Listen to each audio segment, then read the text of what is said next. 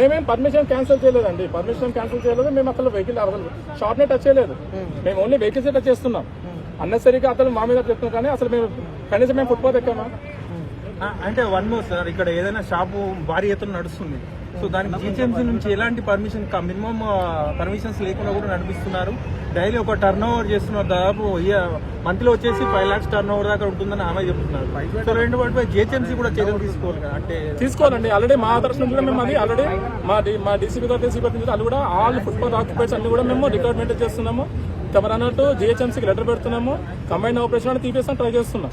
So మీకు ఇక్కడ traffic మీద ఎవరైనా ఫిర్యాదు చేశారంటే వాహనదారులు కావచ్చు, మాకు ట్రాఫిక్ ఇబ్బంది అనేది మాకు కంట్రోల్ నుంచి వస్తుందండి. ఎక్కడైతే ట్రాఫిక్ అవుతుందో అక్కడ రెడ్ సింబల్ వస్తుంది.